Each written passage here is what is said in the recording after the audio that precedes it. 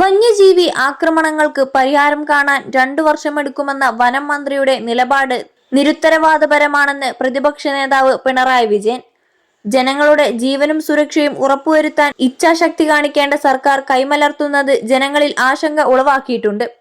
കഴിഞ്ഞ ദിവസങ്ങളിൽ നിരവധി മരണങ്ങളും നാശനഷ്ടങ്ങളുമാണ് വന്യജീവി ആക്രമണങ്ങളുടെ ഫലമായി കേരളത്തിൽ സംഭവിച്ചതെന്നും അദ്ദേഹം പറഞ്ഞു. വന്യജീവി ആക്രമണങ്ങൾക്ക് അറുതി വരുത്തുമെന്ന് വാഗ്ദാനം നൽകിയവർ ഇപ്പോൾ മലക്കം മറിയുമ്പോൾ പ്രശ്നബാധിതർ തീർത്തും അരക്ഷിതരാണ്. മനുഷ്യ വന്യജീവി സംഘർഷ ലഘൂകരണത്തിനായി സമഗ്ര കർമ്മ പദ്ധതികളാണ് LDF സർക്കാർ ആവിഷ്കരിച്ചിരിക്കുന്നത്.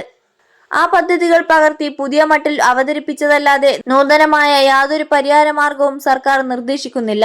പ്രതിബദ്ധതയോടെയും ശാസ്ത്രീയ മാർഗങ്ങളിലൂടെയും നിതാന്ത ജാഗ്രതയിലൂടെയും ഈ വിഷയത്തിൽ ഇടപെട്ട് സംഘർഷം വലിയ തോതിൽ ലഘൂകരിക്കാൻ കഴിഞ്ഞ സർക്കാരിന് സാധിച്ചിരുന്നു. അന്ന് കുറ്റം മുഴുവൻ സംസ്ഥാന സർക്കാരിൽ ചോർത്താൻ ശ്രമിച്ചവരാണ് ഇപ്പോൾ പുതിയ പ്രതിവിധികൾ ഒന്നുമില്ലെന്ന് പറഞ്ഞ് തടി തപ്പുന്നത്. വന്യജീവി ആക്രമണങ്ങൾ നേരിടുന്നതിന് പ്രധാന തടസ്സമായി നിൽക്കുന്നത് 1972 ഇന്ദിരാഗാന്ധി കൊണ്ടുവന്ന കേന്ദ്ര വന്യജീവി സംരക്ഷണ നിയമമാണ്. സംസ്ഥാനങ്ങളുടെ പൂർണ്ണ അധികാരത്തിലായിരുന്ന ഈ വിഷയം കൺകറന്റ് ലിസ്റ്റിലേക്ക് മാറ്റിയതും അക്കാലത്താണ്.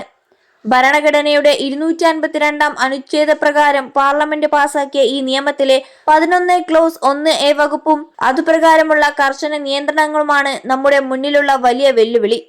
നിയമം പാസാക്കിയ കോൺഗ്രസും അതിൽ കാലാനുസൃതമായ ഭേദഗതികൾ വരുത്താൻ തയ്യാറാവാത്ത BJPയും ഈ വിഷയത്തിൽ ഒരുപോലെ കുറ്റക്കാരാണ്.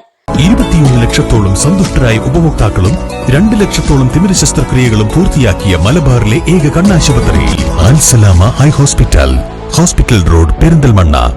എന്നിരുന്നാലും ഫെഡറൽ വ്യവസ്ഥയുടെ പരിമിതികൾക്കുള്ളിൽ നിന്നുകൊണ്ട് വനമേഖലയിലെ ജനങ്ങൾക്ക് പരമാവധി ആശ്വാസം നൽകാനാണ് കഴിഞ്ഞ LDF സർക്കാരുകൾ ശ്രമിച്ചത്. ഇതിന്റെ ഭാഗമായാണ് വന്യജീവി സംരക്ഷണ ഭേദഗതി ബില്ലും വനം ഭേദഗതി ബില്ലും കഴിഞ്ഞ സർക്കാർ പാസാക്കിയത്. എന്നാൽ ഗവർണർ ഈ ബില്ലുകൾ ഒപ്പിടാതെ പിടിച്ചുവെക്കുകയും ഒടുവിൽ രാഷ്ട്രപതിക്ക് അയക്കുകയും ചെയ്തു. കേന്ദ്ര നിയമങ്ങൾ പ്രതിബദ്ധമാണെന്ന വനം മന്ത്രിയുടെ മുൻകൂർ ജാമ്യം UDFന്റെ ഇരട്ടത്താപ്പാണ് വ്യക്തമാക്കുന്നത്. മലയോര ജനതയ്ക്ക് നൽകിയ വാഗ്ദാനങ്ങളിൽ നിന്നും UDF സർക്കാർ പിൻവാങ്ങുന്ന ഈ ഘട്ടത്തിൽ 4 മനുഷ്യജീവനുകളാണ് നഷ്ടമായത്. ഇത് സർക്കാർ അനാസ്ഥയുടെ വിലയാണെന്ന് ഓർക്കേണ്ടതുണ്ട്. ജനങ്ങളോട് ആത്മാർത്ഥത പുലർത്തിക്കൊണ്ട് വന്യജീവി വിഷയത്തിൽ ഇടപെടാൻ സർക്കാർ തയ്യാറാകണമെന്നും പ്രതിപക്ഷ നേതാവ് ആവശ്യപ്പെട്ടു.